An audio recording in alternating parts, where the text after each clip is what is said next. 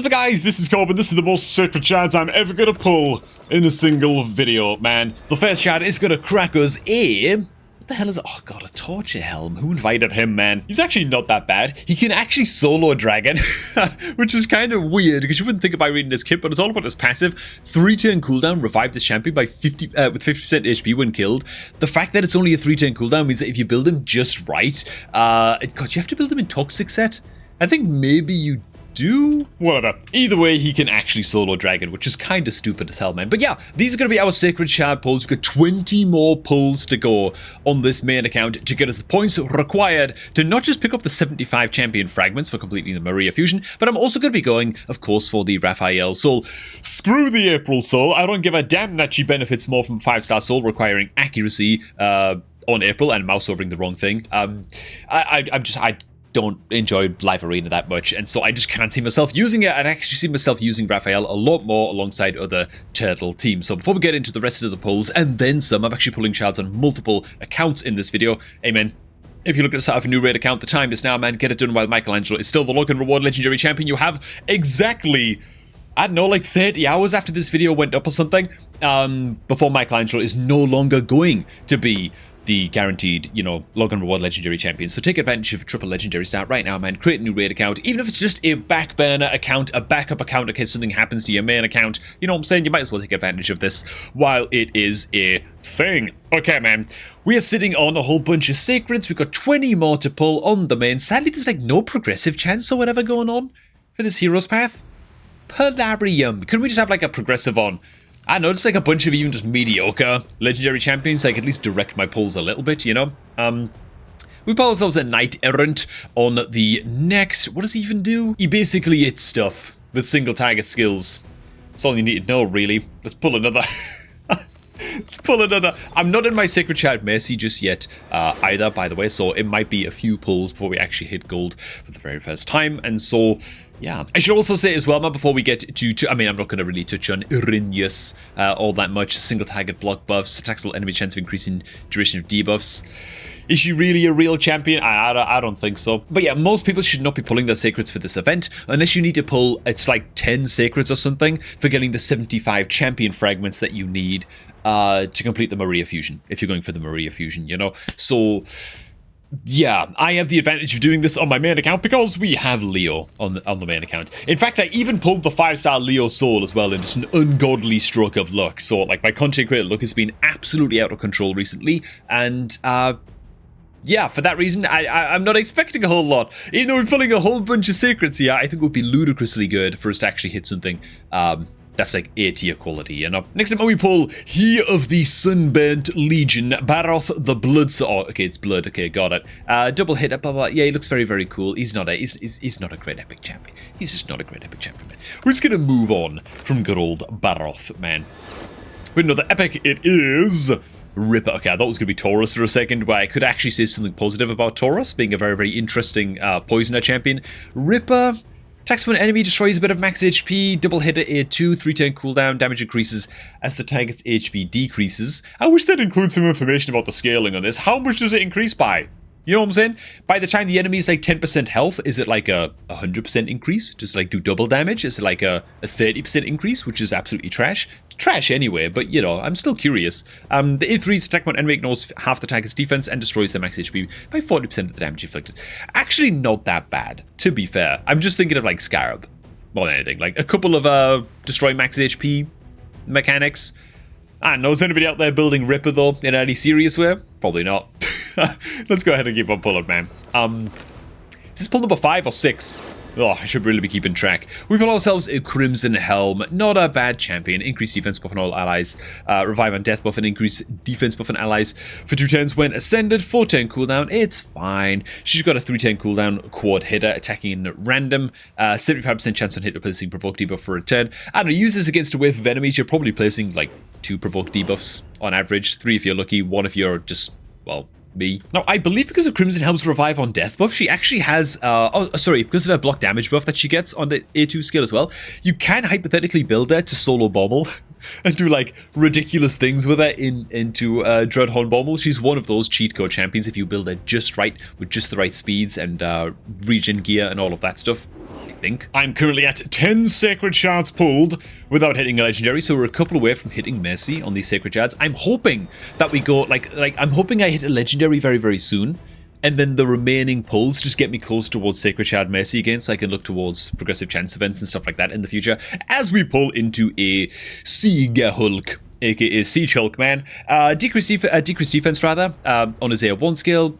Increased attack buff on himself, attacks all enemies, places decreased attack at 100% land rate, 3-turn cooldown, so actually quite a good A2. And then he places increased crit damage, and places decreased speed, 100% clip as well on his A3. Honestly, a very, very good champion. Like, very, very good. I think Siege Hulk often flies under the radar amongst other epic nukers, but while he doesn't hit as hard as your Genbos and stuff like that, he always has that advantage of the utility that he brings, like 100% land decreased speed and 100% land decreased defense, you know? On an AoE as well, and some turn meter decrease. Like, he's kind of a bit of a jack of all trades champ, man. Also quite solid into the likes of Darkfire as well, for not just nuking down the waves, but also helping to control turn meter and stuff. So he's got some pretty good uses. I think I've already done a video actually spotlighting Siege Hulk in the past, all up and on the channel, so...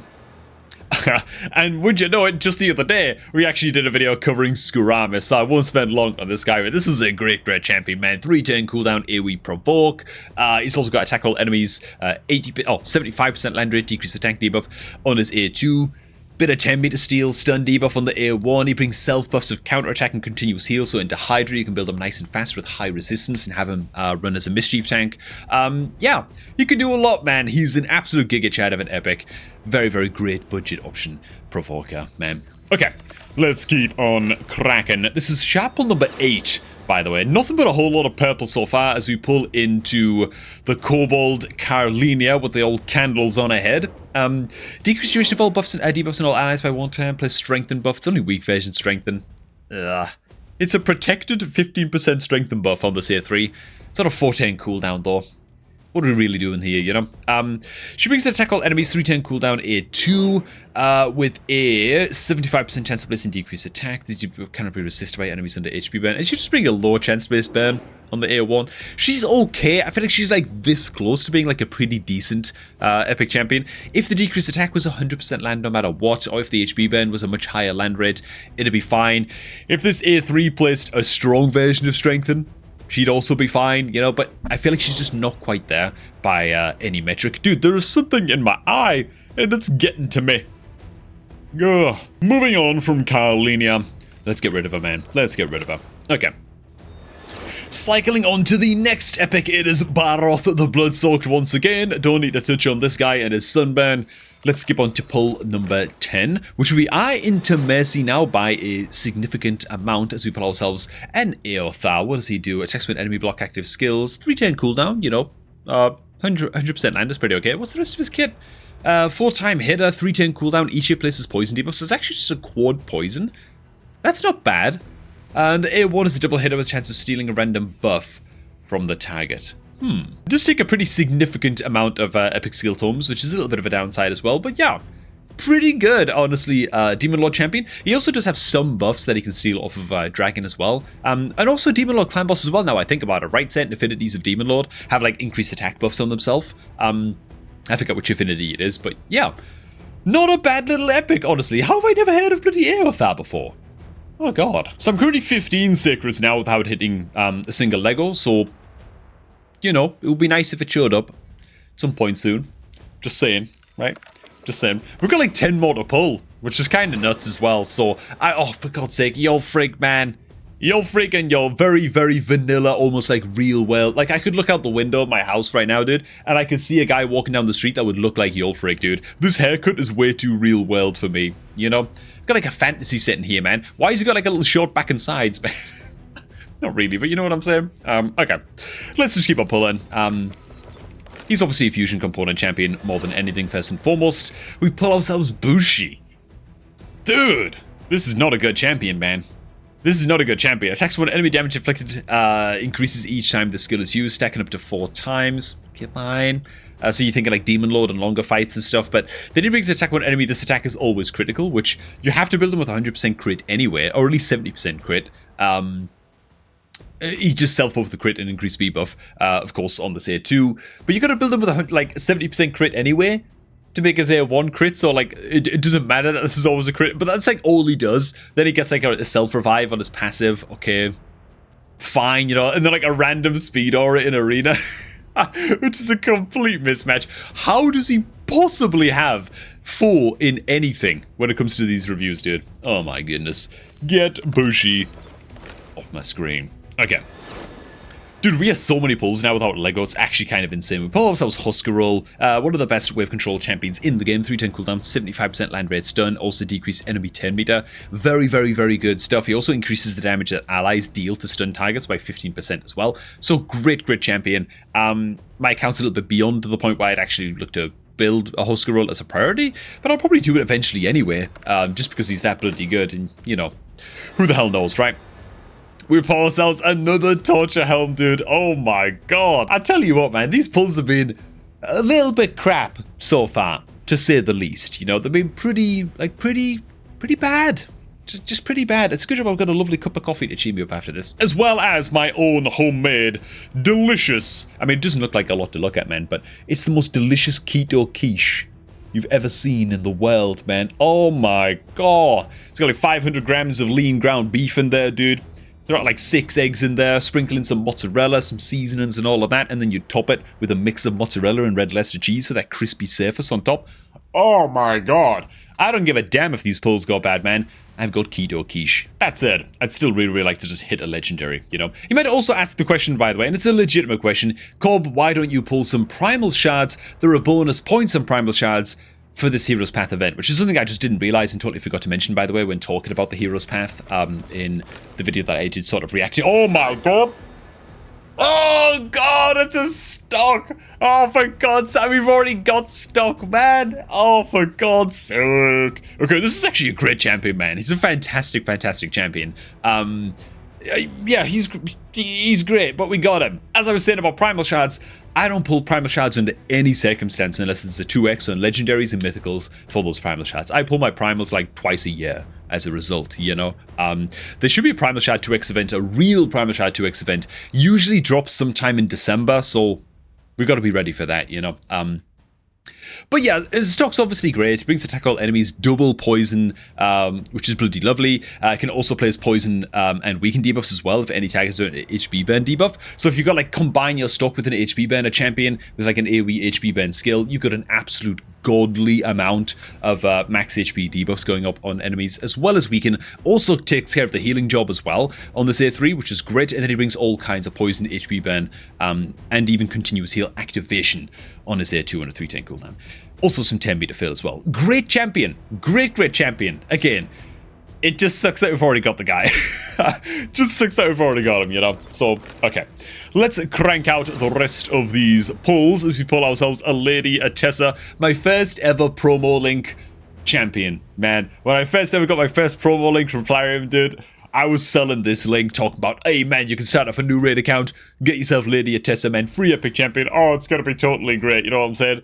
How times have changed, you know, our promo link these days is a hell of a lot better, but hey, you gotta start somewhere, you know what I'm saying, man? Good old Atessa, she'll always hold a special place in my heart as a result, but she's a fine champion and not much better than that, right? With a mini ally attack A3, 100% land stun on the A2, and yeah, she just doesn't bring that much utility to make it worth it to bring her along, sadly, in most teams. Okay, let's keep on cracking.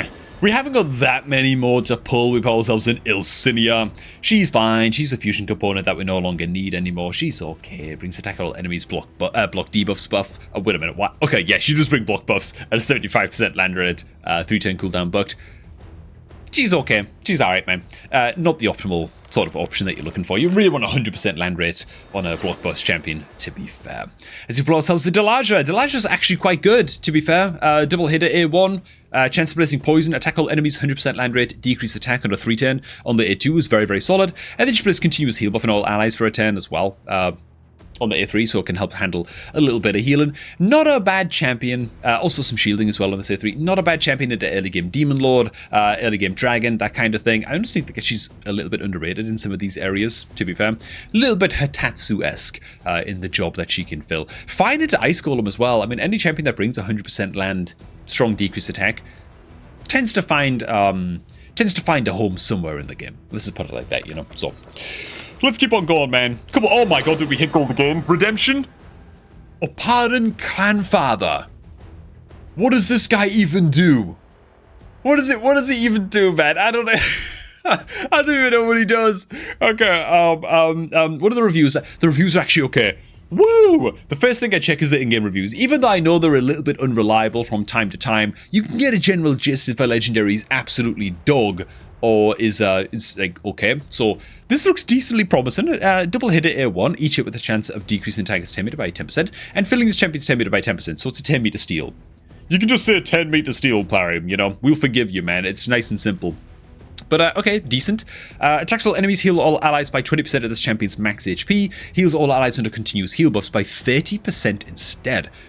That's pretty good. Damage is based on HP, is an HP-based champion, and this is not a 3-turn cooldown. Not too bad. Remove all block buffs and heal reduction debuffs from allies, then place 2 continuous heal buffs and a block debuff buff on all allies for 2 turns. Has a 100% chance of removing a random debuff from all allies, 3-turn cooldown, 100% land, Bob's Uncle, Fanny's Rent, Opada as your Clanfather, and the passive is each time continuous heal buff heals an ally, fill that ally's 10 meter by 10%. I can see why he's got pretty good Chimera reviews then. Brings a lot of unique buffs to the table. Continuous heal is kind of premium into Chimera. The 10 meter fill is just nice. You know, not a bad little champion at all. Not a bad one, dude. I can't be disappointed with this. And now for the final pull, man. It kind of sucks that we hit Legendary on like what might be like the second last pull of this entire path. You know, that does blow just a little bit. Oh my god, did we hit gold again? Karen the Harvester. What? Well, this took a crazy, crazy turn towards the end of these pulls.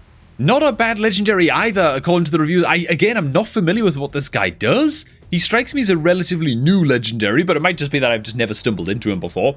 I love it. He brings an attack all enemies A1. That's already exceptionally good. 75% land rate, decreased speed debuff at 2 turns. It's unbelievable on an A1 skill. Steals 5% of each enemy's 10 meter. Steals 10% of each enemy's 10 meter instead if they're under decreased speed. So he's a wave control god with this A1 skill. That's what I'm getting from this one. Great to Hydra as well. Okay, great, amazing stat. The A2 is an attack one enemy, puts all of the target skills on cooldown. 100% chance of decreasing the 10 meters of all enemies under a sleep debuff by 15%. What? 100% chance of decreasing the 10 meter of all enemies without a sleep debuff by 30% instead. So even more crazy, crazy wave control. 3-turn cooldown, even though it's an attack and one enemy skill, still a lot of control here wrapped up into this, which is very, very nice. And then another A3 attacks all enemies, 100% chance of placing sleep, will ignore any block debuffs buffs, then grants an extra turn. Oh my god, dude. Dude, I like this guy. I really, really like this guy. I'm a big sucker for just wave control god champions, to be honest. Anything that just makes faction wars a breeze and a dawdle is always lovely. That's great, man. The passive is a 1-turn cooldown on the active effect, but the passive is whenever an enemy attempts to increase their 10 meter, decrease the value of that 10 meter fill effect by 25%. Okay, cool. Active effect, whenever a sleep debuff is removed or expires on the target, instantly activates the Threshmaster skill on that target. Is that the A2? Does not work if a sleep debuff is removed by damage. Okay. If there are multiple enemies on the team with the skill, fine. Threshmaster must be the A2. Yeah. So as soon as somebody wakes up naturally, you just throw in with the A2 straight away and put their skills on cooldown and decrease their 10 meter. Oh my god, dude. That's actually really, really nice, man. Okay, cool. So 2 out of the 3 legendaries that we pulled were actually new champions on my account, and one of them is pretty good. I've got to pull one more shard here. I'm just saying, I don't want to have to do too much dungeon diving in order to get this path done, so I'm going to pull one more sacred here, man. For good. How insane would it be if we hit gold again? 3 in a row, dude. Ooh.